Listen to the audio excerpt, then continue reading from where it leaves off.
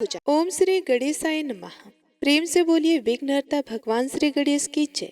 इससे पहले की कथा को सुनने के लिए, वीडियो को लाइक करने के लिए और प्यारे प्यारे कमेंट्स करने के लिए आप सभी का बहुत बहुत धन्यवाद। आज सुनिए आगे की कथा। कुछ समय बीतने के बाद एक दिन पार्वती जी का मुखमंडल अत्यंत तेजोम दिखाई देने लगा। फिर एक दिन उन्हें अपने शरीर में कुछ उष्णता का अनुभव हुआ। तब गिरिराज नंदिनी ने शिव जी से निवेदन किया कि हे नाथ, यहाँ कुछ गर्मी लग रही है, इसलिए मुझे किसी ठंडे स्थान पर ले चलने की कृपा कीजिए। शिव जी ने उनका निवेदन मान लिया और उन्हें वृषभ पर चढ़ाकर ले चले। साथ ही सखियों और शिवगणों का समुदाय भी चल रहा था। देवताओं ने शिव जी को इस प्रकार यात्रा करते देखा तो वे अनेक प्रकार के मधुर मंगलमय बाजे बजाने लगे। चलते चलते वे पर्यटन के सुंदर वन में पहुंचकर रुक गए। वहाँ अनेकों प्रकार के सुंदर सुगंधित पुष्प खिले हुए थे। फलदार वृक्षों पर मीठे फल लगे थे। वहाँ का वातावरण अत्यंत सुहावना और सुखद शीतल हो रहा था। गिरिजा को वह स्थान बड़ा पसंद आया और उनके कहने पर भगवान शिव ने वहीं ठहरना स्वीकार कर लिया। शिव जी की आज्ञा पाकर उनके गणों ने वहाँ एक सुंदर दिव्य और भव्य मंडप का निर्माण किया। वहाँ सभी प्रकार की सुख सुविधाएं जुटाई गई। जब सारी व्यवस्था हो गई तब शिव जी ने पार्वती जी से कहा कि प्रियतम, आपके लिए सभी आवश्यक सुख साधन एकत्रित किए जा चुके हैं। अन्य किसी वस्तु की आवश्यकता पड़े तो यह गण उपस्थित कर देंगे, इसलिए तुम जब तक चाहो यहाँ रह सकती हो। इन गणों और सखियों को मैं यहाँ छोड़े जा रहा हूँ। पार्वती जी ने स्वीकार किया तो शिव जी 1 करोड़ गणों को वहां छोड़कर वापस कैलाश शिखर पर जा पहुंचे और वहां ध्यान योग्य का आश्रय लेकर समाधि में लीन हो गए। जगत जननी उस अरण्य में सखियों के साथ रहा करती और कभी जल से भरे हुए सरोवर में क्रीड़ा करती तो कभी वृक्षों के नीचे बैठी रहकर सुगंधित शीतल वायु का सेवन करती। उनकी रक्षा में 1 करोड़ शिवगण सदैव प्रस्तुत ही रहते थे, इसलिए किसी प्रकार का कोई भय नहीं था। धीरे धीरे समय बीता। ऐसे ही एक दिन शीतल मंद हवा बह रही थी। तभी गिरिजा के सामने चंद्रमा के समान परम हर्ष उत्पादक परम तत्व प्रकट हुआ। वे स्वयं साक्षात भगवान गणेश ही थे। अत्यंत तेजस्वी और सुंदर मुखार बिंदु, प्रफुल्लित पद्म के समान विशाल नेत्र, दिव्य किरीट युक्त मस्तक, कानों में सुंदर कुंडल, 4 भुजाओं में परशुमाला मोदक और कमल कंठ में मुक्तामाल और कटी में करधनी थी। चरणों में ध्वज अंकुश और कमल के चिन्ह बने हुए थे। उस भुजा पुंज में चतुर्भुज रूप को देखकर पार्वती जी आवेग के कारण कांपने लगी। फिर कुछ संयमित होकर उनसे पूछा कि आप कौन हैं? अपना परिचय देने की कृपया करें। प्रिय भक्तों, उस तेज ने कहा कि माता, मैं वही हूँ जिसके पुनः दर्शन की आपने इच्छा की थी और मैंने द्वापर में प्रकट होने का वचन दिया था। जगत के सर्ग पालन और लय का कर्ता और समस्त ब्रह्मांड का अधीश्वर गणेश मैं ही हूँ। गणेश, गणेश्वर, जगतपति, मयूरेश, विनायक, गजानन आदि मेरे ही नाम हैं। मैंने ही तेजस्वी ब्राह्मण के रूप में सिंधुरा असुर से आपको बचाया था। मैंने त्रेता युग में असुर राज उग्रकर्ण का वध किया था। अब इस द्वापर में भी पुनः आपके पुत्र के रूप में प्रकट हुआ हूँ। इस अवतार में मैं सिंधुर को मारकर तीनों लोगों का भय दूर करूंगा। अब मेरा नाम गजानन होगा। तब गिरिराज नंदिनी प्रसन्न होकर उनकी स्तुति करने लगी कि जो भक्त प्रिय निराकार किंतु गुण भेद से साकार हो जाते हैं, उन अति स्थूल अणुओं से भी अत्यंत सूक्ष्म और व्यापक परमात्मा गणेश्वर को मैं नमस्कार करती हूँ। हे नाथ, आप अव्यक्त होते हुए भी भक्तों पर कृपा करने के लिए ही व्यक्त होते हैं। आप ही सत्व, रज और तम तीनों के आधार हैं। आप ही माया के आश्रय स्थान, सभी मायाओं को जानने वाले, सर्व सामर्थ्य तथा सभी के अंतर में निवास करने वाले परात्पर ब्रह्मा हैं। मेरा परम सौभाग्य है कि आप मेरे पुत्र के रूप में प्रकट हुए हैं। किंतु प्रभु, अब ऐसी कृपया अवश्य कीजिएगा कि अब कभी भी मेरा आपसे वियोग ना हो। माता के द्वारा की गई स्तुति सुनकर फिर भगवान ने अपना वह रूप छुपा लिया और चतुर्भुज शिशु रूप हो गए। नाक के स्थान पर सतदंड, मस्तक पर चंद्रमा और हृदय पर चिंतामणि प्रकाशित थी। दिव्य वस्त्र आभूषण धारण किए हुए भगवान गजानन के उस अद्भुत रूप को माता गिरिजा ध्यान पूर्वक देखने लगी। किंतु उनके इस भयंकर रूप को देखकर माता बेचैन हो गई। रक्त वर्ण उबड़ खाबड़ मस्तक, हाथी के सूंड के समान नाक, सूप जैसे कान, छोटे छोटे नेत्र, विशाल और उन्नत पेट, तथा छोटे छोटे हाथ पांव। उन्होंने सोचा, ऐसा भयंकर रूप वाला बालक तो मैंने कभी कहीं नहीं देखा। जब देवगढ़ ऋषियां और उनकी पत्नियां इसे देखेंगी तब मैं किस प्रकार उन्हें बताऊंगी कि यह मेरा पुत्र है। यदि कम सुंदर होता तो भी कोई बात नहीं थी, इसका तो प्रत्येक अंग ही बेडौल है। इस प्रकार पुत्र की कुरूपता का विचार करते करते माता के नेत्र सजल हो गए। प्रिय भक्तों, तभी शंकर भगवान वहां पधारे। वे सर्वज्ञ अपने प्राण प्रिया के मन के उद्विग्न होता अर्थात बेचैनी को समझ गए और तब पुत्र को ध्यान पूर्वक देखते हुए बोले कि प्रिय, पुत्र के रूप के भयंकर होता देखकर रो रही हो, परंतु ब्रह्म रूप से देखने मात्र से किसी के व्यक्तित्व का अनुमान कभी नहीं किया जा सकता। इसका रक्त वर्ण, गज जैसा मुख, विशाल उदर, 4 भुजाएं, किंतु छोटी छोटी आंखें, पांव भी बहुत छोटे, इस सब से शिशु का असाधारण होना स्पष्ट है। देवी, जरा इस बालक के गुणों पर विचार तो करो। यह अखिल विश्व का अधिपति, देवाधिदेव, सभी के आत्मा और मंगलों के मूल से संपन्न है। यह त्रिलोकी की रक्षा के लिए सतयुग में 10 पुत्र युग में शुक्ल वर्ण 10 भुज मयूरेश के रूप में तुम्हारे पुत्र रूप में यही अवतरित हुआ था। अब द्वापर में यह वही सिंधुसुर को नष्ट करने के लिए तुम्हारे पुत्र विनायक के रूप से अवतरित हुआ है। आगे भी कलयुग में यह अत्याचार अनाचार को नष्ट करने के लिए धूमकेतु नाम से अवतरित होगा। तभी शिशु रूप भगवान बोल उठे, हे चंद्रमौली, आप मुझे भली प्रकार समझ गए हैं। वस्तुतः मैं सिंधुरासुर को मारकर पृथ्वी का बोझ उतारने के लिए आपके पुत्र के रूप में अवतरित हुआ हूँ। मैं समस्त विश्व को संतुष्ट करूंगा, समस्त वैदिक कर्मों का प्रारंभ हो जाएगा तथा मैं सभी भक्तों की अभिलाषाएं पूर्ण करता हुआ राजा वैरण्य को ज्ञान और वरदान प्रदान करूंगा। वह राजा मेरा परम भक्त है, देव ब्राह्मण और अतिथि पूजक, पंचयज्ञोपासक, पुराण श्रवण में मति वाला है। उसके सुंदर साध्वी पति प्राणा, पत्नी का नाम पुष्पिता है। राजा रानी दंपत्ति ने 12 वर्ष तक तपस्या करके मुझे पुत्र रूप में प्राप्त करने का मुझसे वरदान दिया था, जिसके फलस्वरूप उसने अभी पुत्र प्रसव किया है, जिसे एक राक्षसी उठाकर ले गई है।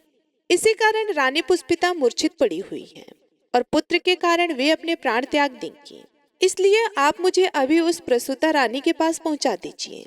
ये सुनकर भगवान शंकर ने गजानन भगवान का विविध उपचारों से पूजन किया और फिर नंदी को आज्ञा दी, वत्स, तुम्हें एक बहुत ही महत्वपूर्ण कार्य बड़ी सावधानी से संपन्न करना है। महेशपति नगरी में वरेण्य नामक धर्मात्मा राजा राज्य करते हैं। उसकी साध्वी रानी पुष्पका ने अभी अभी एक पुत्र को जन्म दिया था, जिसे कोई राक्षसी उठाकर ले गई है, किंतु वे रानी अभी मूर्छित पड़ी है। तुम तुरंत ही पार्वती के इस नवजात शिशु को वहां ले जाओ और मूर्छित रानी के पास लिटाकर वापस लौटाओ। यह कार्य रानी की मूर्छा दूर होने से पहले ही तुम्हें पूर्ण करना है, नहीं तो प्रसूता के प्राण जाने की संभावना है। नंदी ने भगवान शंकर के चरणों में प्रणाम किया और शिशु रूप गजानन भगवान को लेकर महेशपति नाम की नगरी की ओर बड़ी तेजी से चल पड़े। मार्ग में अनेक बाधाएं आई, किंतु नंदीश्वर ने भगवान शंकर का ध्यान करते हुए अपने पराक्रम से उन सभी बाधाओं को दूर कर दिया। महेशपति राजभवन के प्रसूता गृह में रानी पुष्पिता अभी भी मूर्छित पड़ी थी। नंदी ने वहां पहुंचकर गजानन को उनके समीप लिटा दिया और चुपचाप वहां से निकल आए। फिर वायु वेग से चलते शीघ्र ही लौटकर आशुतोष भगवान की सेवा में उपस्थित हुए। शिव शिवा के चरणों में प्रणाम कर शिशु को वहां सकुशल पहुंचा देने का समाचार उन्हें दिया। इधर रानी पुष्पिता की मूर्छा दूर हुई तो उसने रक्त वर्ण गजम मुख लंबोदर और अद्भुत वस्त्र आभूषणों से अलंकृत बालक को अपने पास लेटा हुआ देखा तो उससे वह अत्यंत भयभीत हुई और रोती हुई प्रस्तुति गृह से बाहर निकल गई।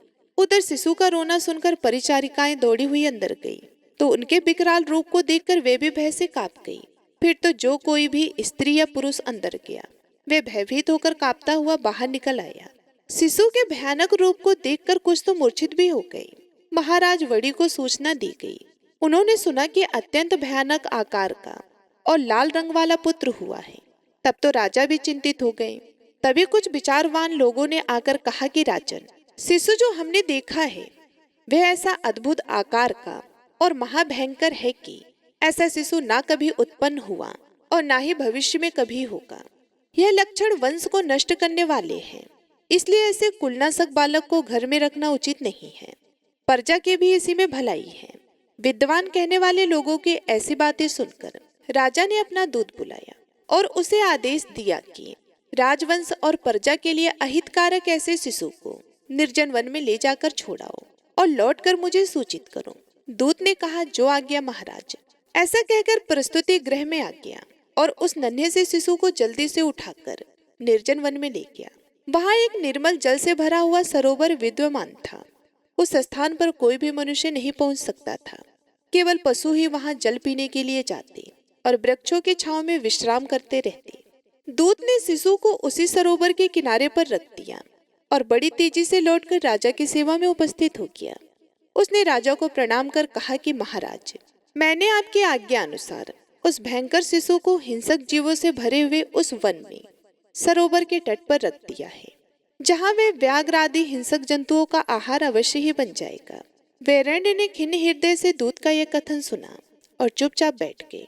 उसके मन में निर्दोष अबोध शिशु के परित्याग की पीड़ा कसक रही थी। उसका मन दुखी था, किंतु जनमत को स्वीकार करना कर्तव्य समझकर वे मौन थे, किंतु मन ही मन बहुत उदास थे। इसके बाद उस नन्हे से बालक का क्या हुआ, यह जानने के लिए कृपया आप अगले अध्याय का इंतजार जरूर कीजिएगा। उम्मीद करती हूँ यह वीडियो आपको पसंद आई होगी। वीडियो अगर पसंद आई हो तो हर बार की तरह आज भी वीडियो को लाइक करके कमेंट बॉक्स में गणेश भगवान की जय लिखना मत भूलिएगा। आइए अब गौरीपुत्र गणेश भगवान जी की बहुत ही सुंदर कथा सुनते हैं। एक बार भगवान गणेश बाल रूप में चुटकी भर चावल और चम्मच में दूध लेकर पृथ्वी लोक में निकले।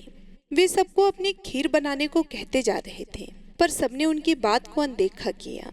इसी दौरान एक गरीब बुढ़िया ने उनका खीर बनाना स्वीकार कर लिया। एक भगोना चूल्हे पर चढ़ा दिया।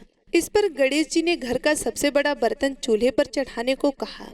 बुढ़िया ने बाल लीला समझते हुए घर का बड़ा भगोना उस पर चढ़ा दिया। कुछ देर में ही एक चमत्कार हुआ।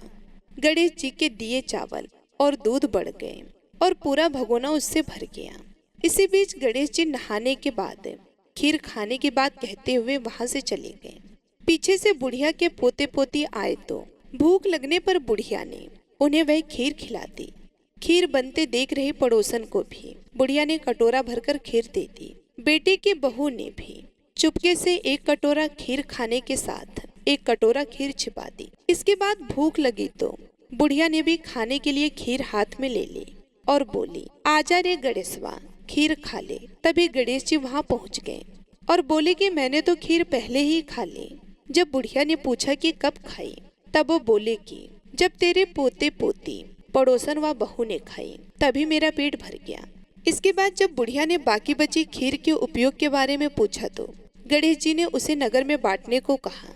जब बुढ़िया ने खीर बांटी तो राजा को भी इसका पता चल गया। इस पर उसने बुढ़िया को अपने दरबार में बुला लिया। सारा माजरा जानकर उसने बुढ़िया की खीर का भगोना अपने पास मंगा लिया। पर राजा के महल में जैसे ही वह पहुंचा तो उसमें कीड़े मकोड़े व जहरीले जानवर गिर गए। यह देख राजा ने वह बर्तन वापस बुढ़िया को दे दिया, जो उसके घर ले जाते ही वापस पहले जैसा हो गया।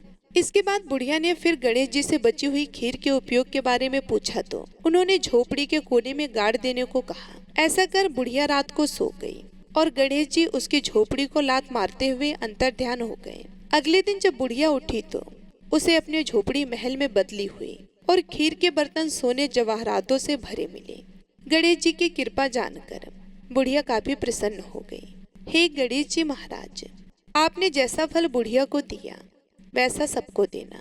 कथा कहने वाले व हुकार भरने वाले और आसपास के सुनने वाले सबके भंडार भरे रखना। बोलिए गणेश जी महाराज की जय, भगवान शिव की जय, माता पार्वती की जय। आइए अब सुनते हैं भगवान कृष्ण की एक सच्ची कहानी, जो कि आप सभी लोगों को सुनना चाहिए। एक गांव में कृष्णा नामक एक बच्चा रहता था, जिसके जन्म लेते ही उसकी माँ की मृत्यु हो गई और कुछ दिनों बाद माता पिता दोनों की मृत्यु हो गई। इसके बाद कृष्णा के दादी ने उसे पाल पोस कर बड़ा किया। अब कृष्णा 5 साल का हो गया था तो उसकी दादी को उसकी पढ़ाई लिखाई की चिंता होने लगी।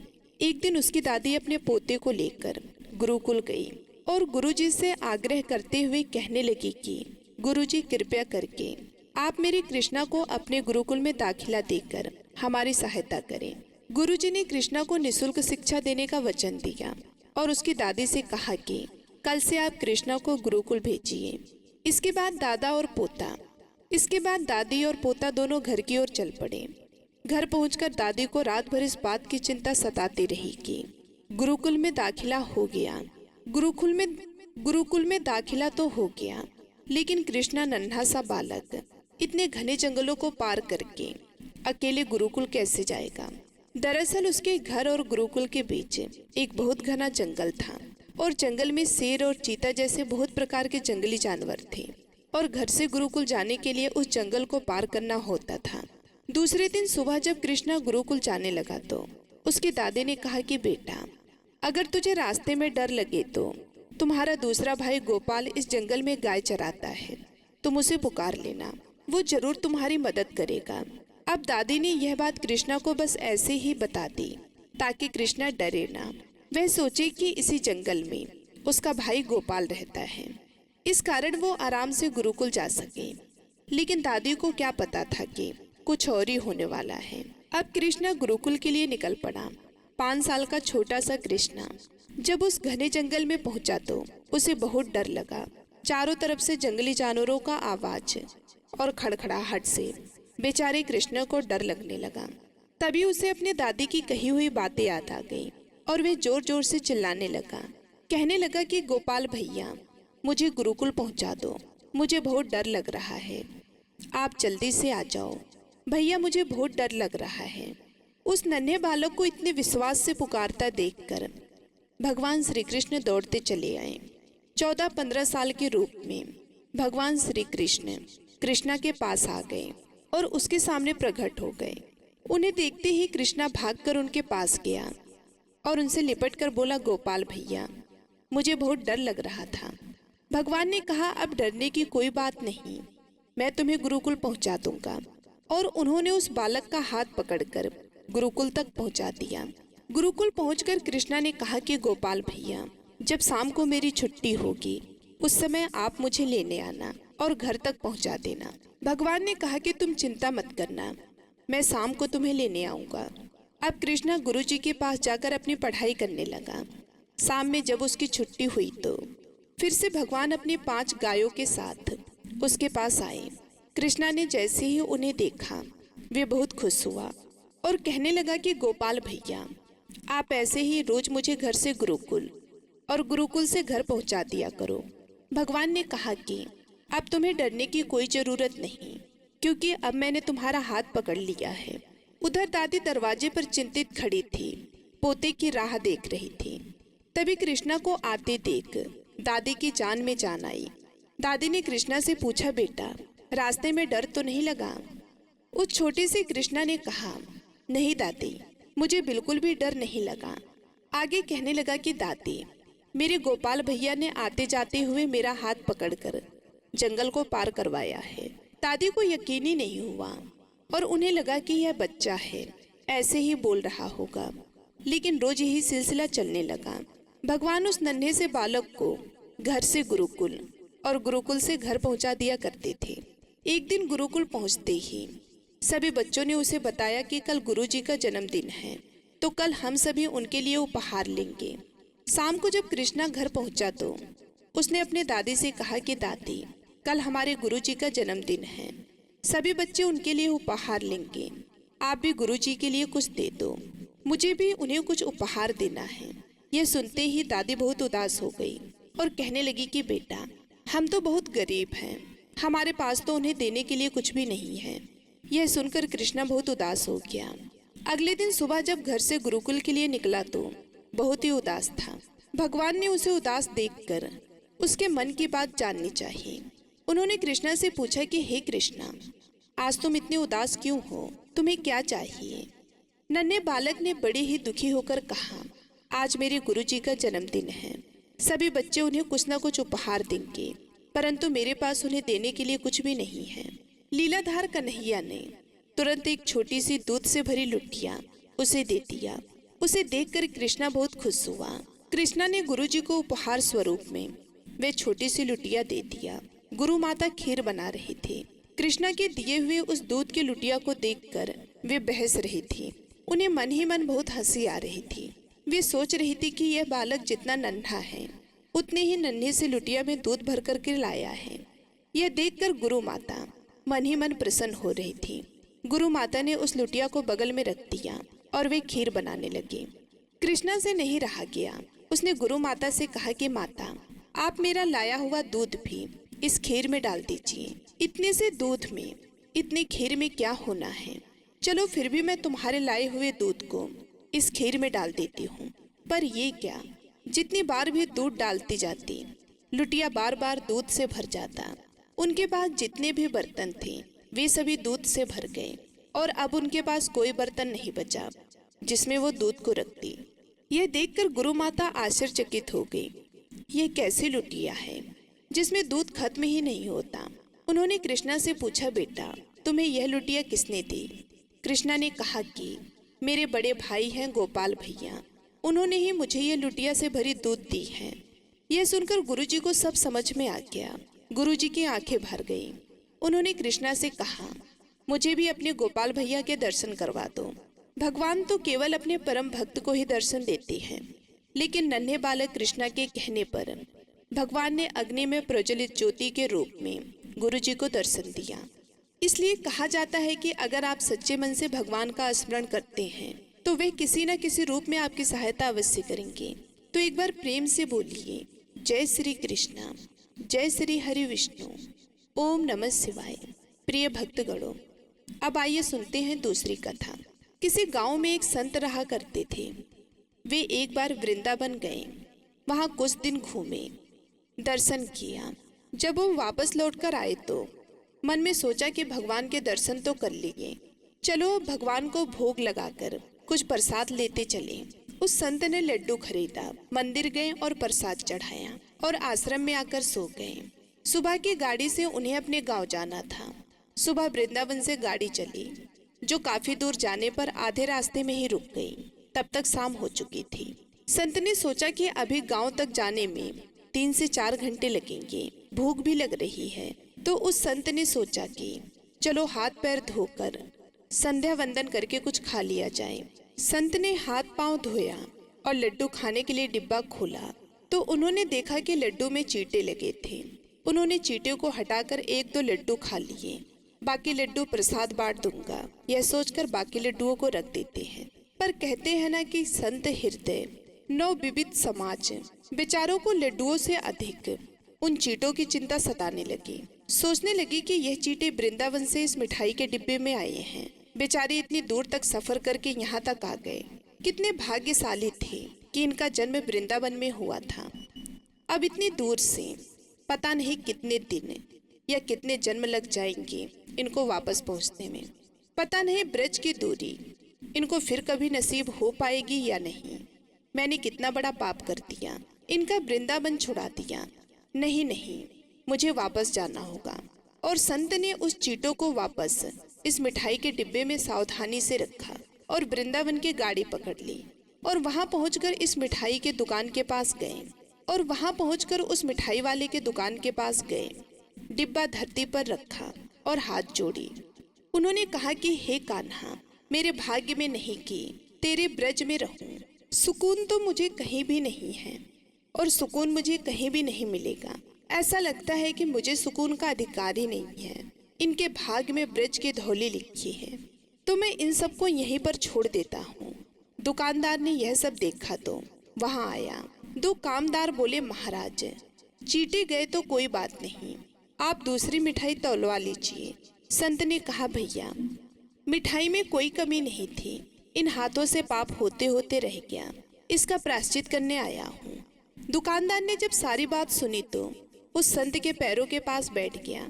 उधर संत की आंखें गीली हो रही थी। बात भाव की है, बात उस निर्मल मन की है, बात ब्रज की है, बात मेरे वृंदावन की है, बात मेरे नटवर लाल की है, बात मेरे कृष्णा की है, राधा रानी की है।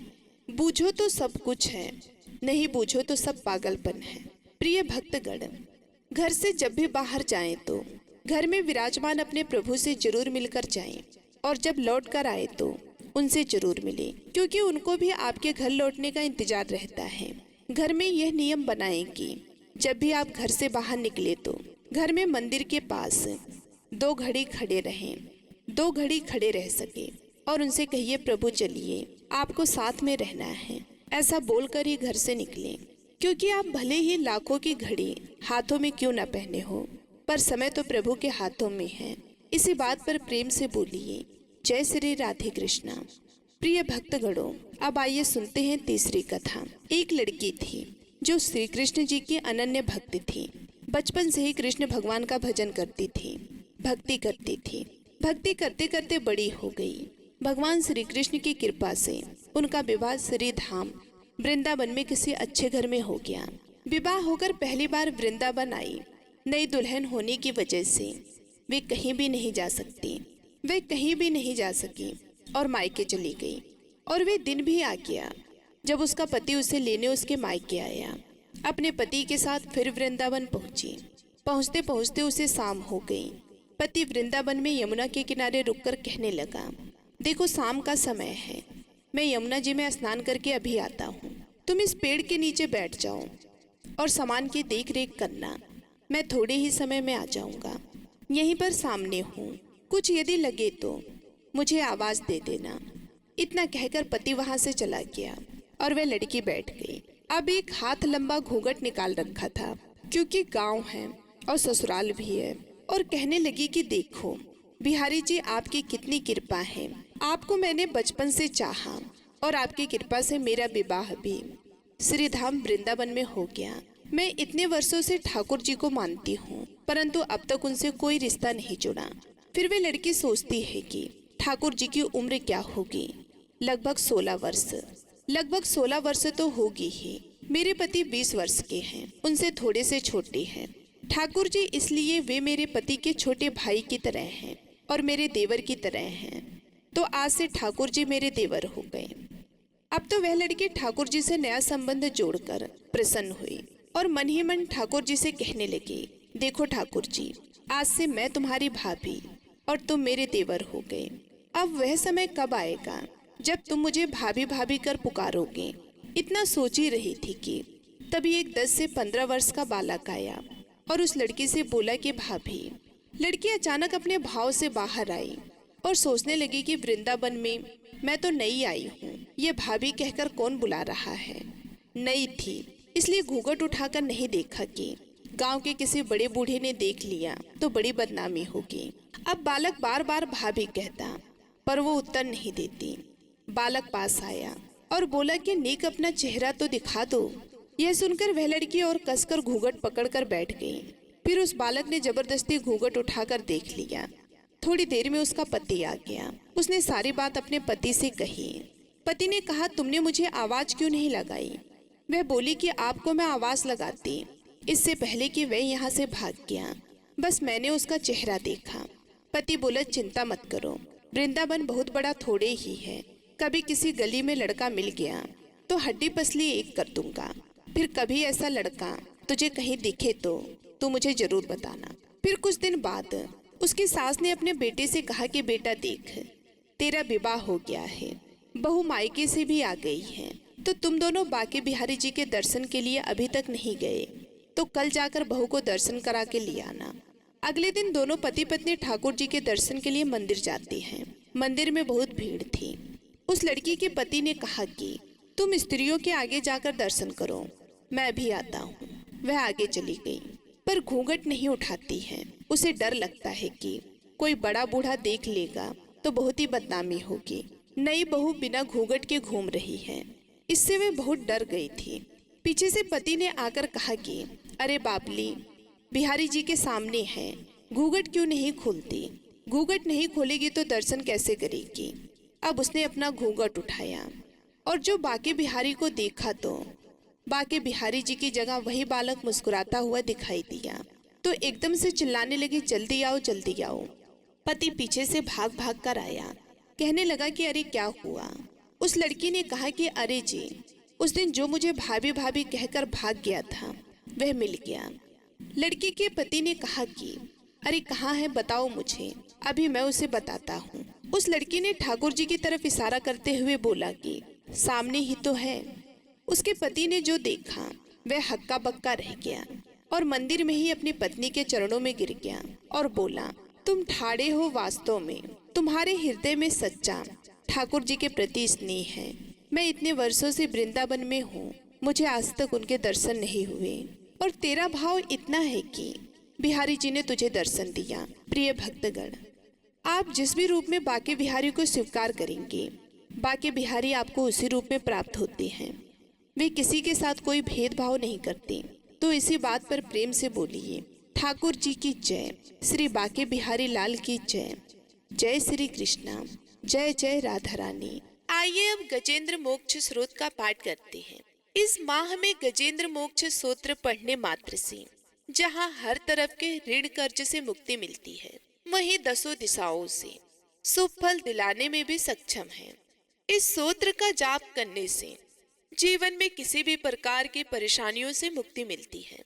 श्रीमद् भगवत गीता के 3 अध्याय में गजेंद्र सूत्र पढ़ने को मिलता है। इस सूत्र में हाथी और मगरमच्छ के साथ हुए युद्ध का वर्णन किया गया है, और गजेंद्र जब युद्ध से हार जाता है तो भगवान श्री हरि विष्णु का ध्यान करके उनकी स्तुति करता है, और उसकी स्तुति से प्रसन्न होकर भगवान श्री हरि विष्णु आते हैं और उसे मोक्ष प्रदान करते हैं। और हे भक्तों, इस पाठ को करते समय अगर हम अपने मन में यह भावना रखें कि हे श्री हरि विष्णु, हे मेरे प्रभु, जिस प्रकार से आपने गजेंद्र को परेशानी से बाहर निकाला, उसी प्रकार से हमें भी हमारी परेशानियों से बाहर निकालिए, तो यकीन मानिए निश्चित ही भगवान श्री हरि विष्णु हमारी मदद स्वयं करते हैं। तो आइए अब सच्चे मन से भगवान श्री हरि विष्णु का ध्यान करके इस परम कल्याण सूत्र का पाठ करते हैं। जय श्री हरि विष्णु। सूत जी ने कहा कि बुद्धि के द्वारा पिछले अध्याय में वर्णित रीति से निश्चय करके तथा मन को हृदय देश में स्थिर करके वे गजराज अपने पूर्व जन्म में सीखकर कंठस्थ किए हुए सर्वश्रेष्ठ एवं बार बार दोहराने योग्य निम्नलिखित सूत्र का मन ही मन पाठ करने लगा। गजेंद्र उवाच, गजराज ने मन ही मन कहा कि जिनके प्रवेश करने पर, जिनकी चेतना को पाकर ये जड़ शरीर और मन आदि भी चैतन्य बन जाते हैं, चैतन्य की भांति व्यवहार करने लगते हैं, ओम शब्द के द्वारा लक्षित तथा संपूर्ण शरीर में प्राकृतिक एवं पुरुष रूप से प्रविष्ट हुए उन सर्व समर्थ परमेश्वर को हम मन ही मन नमन करते हैं, जिनके सहारे यह विश्व टिका है, जिनसे यह निकला है, जिन्होंने इसकी रचना की है और जो स्वयं ही इसके रूप में प्रकट है, फिर भी जो इस दृश्य जगत से एवं इसके करुणा भूता प्राकृतिक से सर्वदा परे विलक्षण एवं श्रेष्ठ हैं, उन अपने आप बिना किसी कारण के बने हुए भगवान की मैं शरण लेता हूँ। अपने संकल्प शक्ति के द्वारा अपने ही स्वरूप में रची हुई और इसलिए सृष्टि काल में प्रकट और परले काल में उसी प्रकार आप प्रकट रहने वाले इस शास्त्र प्रसिद्ध कार्य कारण रूप जगत को जो अकुंठित दृष्टि होने के कारण साक्षी रूप से देखते रहती है, उनसे लिप्त नहीं होते, वीचसु आदि प्रकाशकों के भी परम प्रकाशक प्रभु मेरी रक्षा करे। समय के प्रभाव से संपूर्ण लोकों के एवं ब्रह्मादि लोकपालों के पंचभूत में प्रवेश कर जाने पर तथा पंचभूतों से लेकर महत्व पर्यंत संपूर्ण कारकों के उनके परम करुणा रूप प्रकृतिक में लीन हो जाने पर उस समय दुर्यजय तथा अपार अंधकार रूप प्रकृतिक ही बच रही थी। उस अंधकार के परे अपने परम धाम में जो सर्वव्यापक भगवान सब और प्रकाशित रहते हैं, वे प्रभु मेरी रक्षा करें। भिन्न भिन्न रूपों में नाट्य करने वाले अभिनेता के वास्तविक स्वरूप को जिस प्रकार साधारण दर्शक नहीं जान पाते, उसी प्रकार सत्व प्रधान देवता तथा ऋषि भी जिनके स्वरूप को नहीं जानते, तो फिर दूसरा साधारण जीव तो कैसे ही जान सकता है अथवा वर्णन कर सकता है। वे दुर्गम चरित्र वाले प्रभु मेरी रक्षा करें। आसक्ति से सर्वदा छूटे हुए संपूर्ण प्राणियों में आत्मबुद्धि रखने वाले सबके आकरण हेतु एवं अतिशय साधु स्वभाव मुनिगण जिनके परम मंगलमय स्वरूप का साक्षात्कार करने की इच्छा से वन में रहकर अखंड ब्रह्मचर्य आदि अलौकिक व्रतों का पालन करती हैं, वे प्रभु ही मेरी गति है। जिनके हमारी तरह कर्मवश ना तो जन्म होता है और न जिनके द्वारा अहंकार प्रेरित कर्म ही होती है, जिनके निर्गुण स्वरूप का ना तो कोई नाम है ना ही रूप है, फिर भी समय अनुसार जगत की सृष्टि एवं प्रलय के लिए स्वेच्छा से जन्म आदि को स्वीकार करती है। उन अनंत शक्ति संपन्न पर ब्रह्मा परमेश्वर को नमस्कार है। उन प्राकृत आकार रहित एवं अनेकों आकार वाले अद्भुत कर्मा भगवान को बारंबार नमस्कार है। स्वयं प्रकाश एवं सबके साक्षी परमात्मा को नमस्कार है। उन प्रभु को जो नम वाणी एवं चित्त वृत्तियों से भी सर्वदा परे हैं, उनको बार बार नमस्कार है। विवेकी पुरुष के द्वारा सतत गुण विशिष्ट निवृत्त धर्म के आचरण से प्राप्त होने योग्य मोक्ष सुख के अनुभूति रूप प्रभु को नमस्कार है।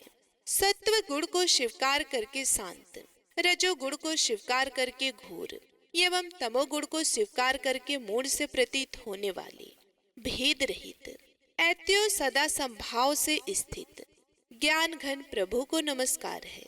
शरीर इंद्रिय आदि के समुदाय रूप संपूर्ण पिंडों के ज्ञाता, सबके स्वामी एवं साक्षी रूप आपको नमस्कार है। सबके अंतर्यामी, प्रकृति के भी परम कारण किंतु स्वयं कारण रहित प्रभु को नमस्कार है। संपूर्ण इंद्रियों एवं उनके विषयों के ज्ञाता, समस्त प्रतीतियों के कारण रूप संपूर्ण जड़ प्रपंच एवं सबकी मूलभूता अविद्या के द्वारा सूचित होने वाले तथा संपूर्ण विषयों में अविद्या रूप से भासने वाले आपको नमस्कार है। सबके कारण किंतु स्वयं कारण रहित तथा कारण होने पर भी परिणाम रहित होने के कारण अन्य कारणों से विलक्षण कारण आपको बारंबार नमस्कार है। संपूर्ण वेदों एवं शास्त्रों के परम तात्पर्य, मोक्ष रूप एवं श्रेष्ठ पुरुषों की परम गति भगवान को नमस्कार है। जो त्रिगुण रूप काष्ठों में छिपे हुए ज्ञान रूप अग्नि है, उक्त गुणों में हलचल होने पर जिनके मन में सृष्टि रचने की ब्रह्मवृत्ति जागृत हो उठती है तथा आत्म तत्व की भावना के द्वारा विधि निषेध रूप शास्त्र से ऊपर उठे हुए ज्ञानी महात्माओं में जो स्वयं प्रकाशित हो रहे हैं, उन प्रभु को मैं नमस्कार करता हूँ। मुझ जैसे शरणागत पशु तुल्य जीवों की अविद्या रूप फांसी को सदा के लिए पूर्ण रूप से काट देने वाले, अत्यधिक दयालु एवं दया करने में कभी आलस्य न करने वाले नित्य मुक्त प्रभु को नमस्कार है। अपने अंश से संपूर्ण जीवों के मन में अंतर्यामी रूप से प्रकट रहने वाले सर्वनियंता अनंत परमात्मा आपको नमस्कार है। शरीर, पुत्र, मित्र, घर, संपत्ति एवं कुटुंबियों में आसक्त लोगों के द्वारा कठिनता से प्राप्त होने वाले तथा मुक्त पुरुषों के द्वारा अपने हृदय में निरंतर चिंतित ज्ञान स्वरूप सर्व सामर्थ्य भगवान को नमस्कार है।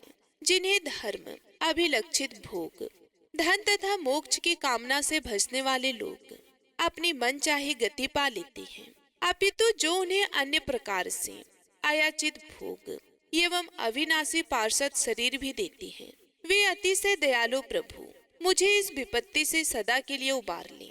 जिनके अनय भक्त जो वस्तुतः एकमात्र उन भगवान के ही शरण हैं, धर्म, अर्थ आदि किसी भी पदार्थ को नहीं चाहते, अपितु उन्हीं के परम मंगलमय एवं अत्यंत विलक्षण चरित्रों का गान करते हुए आनंद के समुद्र में गोते लगाते रहते हैं। उस अविनाशी सर्व व्यापक, सर्वश्रेष्ठ ब्रह्मादि के भी नियमक आप भक्तों के लिए प्रकट होने पर भी, भक्ति योग द्वारा प्राप्त करने योग्य अत्यंत निकट होने पर भी, माया के आवरण के कारण अत्यंत दूर प्रतीत होने वाली, इंद्रियों के द्वारा अज्ञेय तथा अत्यंत दुर्विज्ञ, अंतरहित किंतु सबके आदि कारण एवं सब ओर से परिपूर्ण उन भगवान की मैं स्तुति करता हूँ। ब्रह्म आदि समस्त देवता, चारों वेद तथा संपूर्ण चराचर जीव नाम और आकृतिक भेद से जिनके अत्यंत क्षुद्र अंश के द्वारा रचे गए हैं, जिस प्रकार प्रज्वलित अग्नि से लपटे तथा सूर्य से किरणें बार बार निकलती हैं और पुनः अपने कारण में लीन हो जाती है, उसी प्रकार बुद्धि, मन, इंद्रियां और नाना योनियों के शरीर यह गुणमय प्रपंच जिन स्वयं प्रकाश परमात्मा से प्रकट होता है और पुनः उन्हीं में लीन हो जाता है, वे भगवान ना तो देवता है, ना असुर, ना मनुष्य हैं, ना तिर्यक मनुष्य से नीची पशु पक्षी आदि किसी योनि के प्राणी हैं, ना वे स्त्री हैं, ना पुरुष और नपुंसक ही हैं, ना वे ऐसे कोई जीव हैं जिनका इन तीनों ही श्रेणियों में समावेश हो सके। ना वे गुण हैं, ना कर्म, ना कार्य, ना तो कारण ही। सबका निषेध हो जाने पर जो कुछ बचा रहता है वही उनका स्वरूप है और वे ही सब कुछ हैं। ऐसे भगवान मेरे उद्धार के लिए अभिभूत हो। मैं इस ग्रह के चुंगल से छूटकर जीवित नहीं रहना चाहता, क्योंकि भीतर और बाहर सब ओर से अज्ञान से ढके हुए इस हाथी के शरीर से मुझे क्या लेना है। मैं तो आत्मा के प्रकाश को ढक देने वाले उस अज्ञान की निवृत्ति चाहता हूँ, जिसका काल कर्म से अपने आप नाश नहीं होता, अपितु भगवान की दया से अथवा ज्ञान के उदय से होता है। इस प्रकार मोक्ष का अभिलाषी मैं विश्व के रचयिता, स्वयं विश्व के रूप में प्रकट तथा विश्व से सर्वथा परे, विश्व को खिलौना बनाकर खेलने वाले, विश्व में आत्म रूप से व्यापक, आजन्मा, सर्वव्यापक एवं प्राप्त वस्तुओं में सर्वश्रेष्ठ श्री भगवान को केवल प्रणाम ही करता हूँ। उनकी शरण में मैं हूँ, जिन्होंने भगवत भक्ति रूप योग के द्वारा कर्मों को जला डाला है। वे योगी लोग उस योग के द्वारा शुद्ध किए हुए अपने हृदय में जिन्हें प्रकट हुआ देखते हैं, उन योगेश्वर भगवान को मैं नमस्कार करता हूँ, जिनके त्रिगुणात्मक सत्व रज तम रूप, शक्तियों का राग रूप वेग असह्य है, जो संपूर्ण इंद्रियों के विषय रूप में प्रतीत हो रहे हैं, तथापि जिनकी इंद्रियां विषयों में ही रची पची रहती हैं।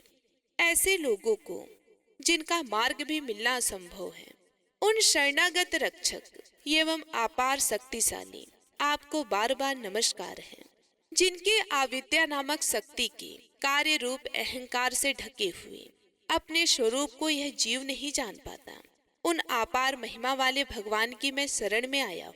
श्री सुखदेव जी ने कहा, जिसने पूर्वोक्त प्रकार से भगवान के भेद रहित निराकार स्वरूप का वर्णन किया था, उस गजराज के समीप जब ब्रह्मा आदि कोई भी देवता नहीं आए, जो भिन्न भिन्न प्रकार के विशिष्ट विग्रहों को ही अपना स्वरूप मानते हैं, तब साक्षात श्री हरि, जो सबकी आत्मा होने के कारण सर्वदेव स्वरूप है, वहाँ प्रकट हो गए।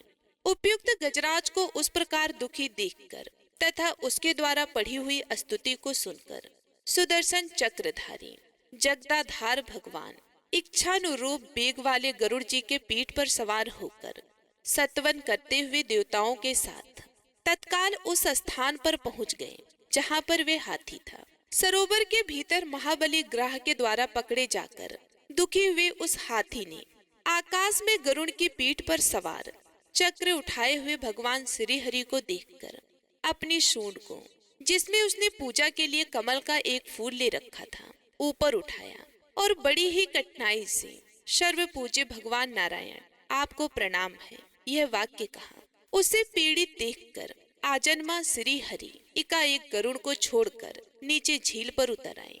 वे दया से प्रेरित हो ग्रास सहित उस गजराज को तत्काल झील से बाहर निकाल लाए और देवताओं के देखते देखते अपने चक्र से मगरमच्छ के गर्दन को काट दिया और हाथी को उस पीड़ा से बाहर निकाल लिया। तो इसी के साथ गजेंद्र मोक्ष सूत्र संपूर्ण हुआ। तो सभी एक बार प्रेम से बोलिए, भगवान श्री हरि विष्णु की जय। प्रिय भक्तों, अब आइए सुनते हैं लप्सी और तपसी की कथा, जो कि हर व्रत के बाद में अवश्य सुनना चाहिए, क्योंकि ऐसा कहा जाता है कि बगैर लप्सी और तपसी की कथा सुने बगैर कोई भी व्रत कथा पूर्ण नहीं होता। तो आइए बड़ी ही श्रद्धा से लप्सी और तपसी की कथा को सुनते हैं। एक लप्सी था, एक तपसी था। तपसी हमेशा भगवान की तपस्या करता था। तपसी हमेशा भगवान की तपस्या करता था, लेकिन उसे चोरी करने की आदत थी। लप्सी हमेशा सवा सेर की लप्सी बनाता और पहले भगवान को भोग लगाता, उसके बाद में स्वयं भोजन करता। दोनों भाइयों का यही नियम था। तो एक दिन किसी बात को लेकर दोनों में कहासुनी हो गई। तो तपसी बोला कि मैं रोजाना भगवान की तपस्या करता हूँ, इसलिए मैं बड़ा हूँ। तो लप्सी बोला कि मैं रोज भगवान को सवा सेर की लप्सी का भोग लगाता हूँ, इसलिए मैं बड़ा हूँ। ऐसा कहते हुए दोनों जोर जोर से लड़ने लगे। तभी वहां से नारद जी गुजर रहे थे। दोनों को लड़ता हुआ देखकर वहां आए और उनसे पूछा कि तुम दोनों क्यों लड़ रहे हो। तो दोनों ने अपने आप को बड़ा बताया और साथ में बड़ा होने का कारण भी बताया। तो नारद जी बोले कि मैं तुम्हारा फैसला कर दूंगा, कल आऊंगा, बता भी दूंगा कि तुम दोनों में से कौन बड़ा है। दूसरे दिन लपसी और तपसी नहाकर अपनी रोज की भक्ति करने आए। तो नारद जी ने छुपकर 1.25 करोड़ की एक एक अंगूठी उन दोनों के आगे रख दी। जैसे ही भक्ति करते हुए तपसी की नजर उस अंगूठी पर पड़ी तो उसने चुपचाप उस अंगूठी को उठाई और अपने पैरों के नीचे दबा ली। लपसी की नजर अंगूठी पर पड़ी, लेकिन उसने ध्यान नहीं दिया। उसने पहले भगवान को भोग लगाया और फिर स्वयं भोजन करने के लिए बैठ गया। थोड़ी देर बाद नारद जी सामने आए तो दोनों ने पूछा कि अब बताओ, हम में से कौन बड़ा है। तो नारद जी ने तपसी से खड़ा होने के लिए कहा तो वे खड़ा हुआ तो उसके पैर के नीचे दबी हुई अंगूठी दिखाई दी। तो नारद जी ने तपसी से कहा कि तपस्या तो तुम रोज करते हो, लेकिन इतनी तपस्या करने के बाद भी तुम्हारी चोरी करने की आदत नहीं गई। ये अंगूठी मैंने ही तुम दोनों के आगे रखी थी। मैं ये देखना चाहता था कि तुम दोनों में से किसके मन में लालच है। तो तुझे तो अंगूठी दिखाई पड़ते ही झट से अपने पैरों के नीचे दबा ली। लेकिन लपसी का ध्यान अंगूठी पर जाने के बाद भी लपसी ने अंगूठी को नहीं उठाया और ना ही ध्यान दिया। उसने सिर्फ अपने भगवान जी में ध्यान रखा, उन्हें भोग लगाया और बाद में स्वयं भोजन करने लगा। इसलिए लपसी बड़ा है और तुम्हें तुम्हारी तपस्या का कोई भी फल मिलने वाला नहीं है। जितनी चाहे मर्जी तुम तपस्या कर लो, तुम्हें इसका कोई भी फल नहीं मिलेगा। तो तपसी को यह सुनकर बहुत ही दुख हुआ और वे शर्मिंदा होकर नारद जी से माफी मांगने लगा और कहने लगा कि आज तक की मेरी गलती माफ करो और मुझे बताओ कि मेरी तपस्या का फल कैसे मिलेगा। आज के बाद कभी भी मैं चोरी नहीं करूंगा। तो नारद जी ने कहा कि यदि कोई गाय और कुत्ते को रोटी नहीं बनाएगा तो उसका फल तुझे मिलेगा। यदि कोई आदमी ब्राह्मण को भोजन करवा कर उसे दक्षिणा नहीं देगा तो उसका फल भी तुझे ही मिलेगा। अगर किसी को सूत वाली साड़ी अगर हम देते हैं, उसके ऊपर अगर भेंट स्वरूप कुछ रुपए नहीं देंगे तो उसका फल भी तुझे ही मिलेगा। अगर कोई व्यक्ति दिए से दिया जलाएगा तो उसका फल भी तुझे ही मिलेगा। अगर कोई औरत आंगन लीप कर चौका नहीं लीपेगी तो उसका फल भी तुझे ही मिलेगा। यदि कोई व्रत कथा में सारी कहानी सुन ले लेकिन तुम्हारी कहानी ना सुने तो उसका फल भी तुझे ही मिलेगा। उस दिन से हर व्रत कथा और कहानी के साथ लपसी और तपसी की कहानी कही और सुनी जाती है। अब सुनिए श्री गणेश चालीसा पाठ और विघ्नहर्ता भगवान गणेश जी की आरती। जय गणपति सद्गुण सदन कविवर बदन कृपाल, विघ्न हरण मंगल करण जय जय गिरिजालाल। जय जय जय गणपति राजू मंगल भरण करण शुभ काजू। जय गज बदन सदन सुखदाता विश्व विनायक बुद्धि विधाता। वक्र तुंड सुचि सुंड सुहावन तिलक त्रिपुंड भाल मन भावन। राजित मणि मुकुतन उर्माला सर्व मुकुट छिर नयन विशाला। पुस्तक पाणि कुठार त्रिशूलम मोदक भोग सुगंधित फूलम। सुंदर पीतांबर तन साजित चरण पादुका मुनि मन राजित। धन शिव सुवन षडानन भ्राता गौरी ललन विश्व विधाता। रिद्धि सिद्धि तव चवर डुलावे मूसक वाहन सोहत द्वारे। कहो जन्म शुभ कथा तुम्हारी अति सुचि पावन मंगलकारी। एक समय गिरिराज कुमारी पुत्र हेतु तप कीन्हा भारी। भयो यज्ञ जब पूर्ण अनुपा तब पहुँचे तुम धरि द्विज रूपा। अतिथि जानकी गौरी सुखारी बहुविधि सेवा करी तुम्हारी। अति प्रसन्न है तुम वर दीना मातु पुत्र हित जो तप कीन्हा। मिलहि पुत्र तुहि बुद्धि विशाला बिना गर्भ धारण यही काला।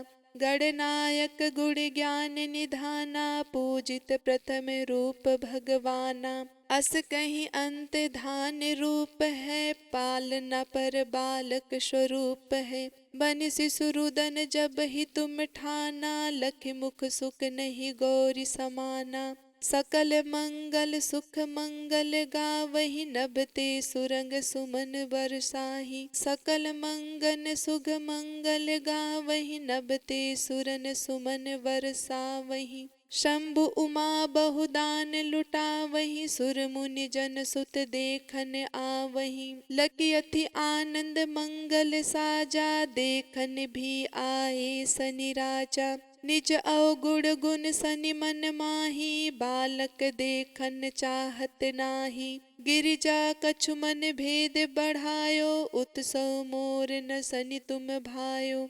कहन लगे सनि मन सकुचाई का करि हो शिशु मोहि दिखाई। नहीं विश्वास उमा कर भयउ सनि सो बालक देखन कहऊँ। पड़तहि सनि दृष्टि कोड प्रकाशा बालक सिर उड़ गयो आकाशा। गिरिजा गिरि बिकल है धरणी सो सुख दशा गयो नहीं वरणी। हाहाकार मचो कैलासा सनि कीन्हो लखि सुत को नासा। तुरंत गरुण चढ़ी विष्णु सिधाए काटी चक्र सो गज सिर लाए। बालक के धड़ ऊपर धार्यो प्राण मंत्र पढ़ शंकर डार्यो। नाम गणेश शंभु तप कीन्हे प्रथम पूज्य बुद्धि निधि वर दीन्हे। बुद्धि परीक्षा जब शिव कीन्हा पृथ्वी की प्रदक्षिणा लीन्हा।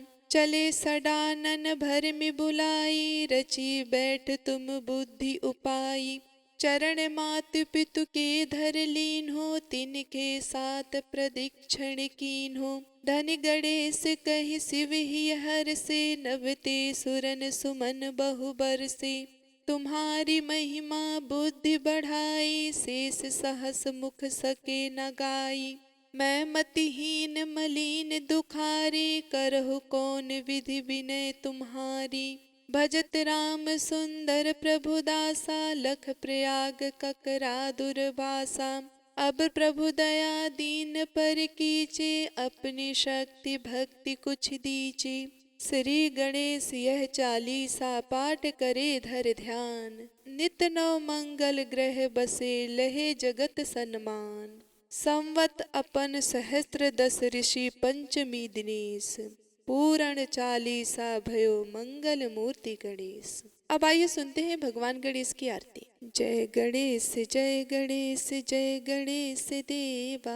माता जाकी पार्वती पिता महादेवा। एक दंत दयावंत चार भुजाधारी। माथे सिंदूर सोहे मूस की सवारी। पान चढ़े फूल चढ़े और चढ़े मेवा। लड्डुवन का भोग लगे संत करे सेवा। जय गणेश जय गणेश देवा।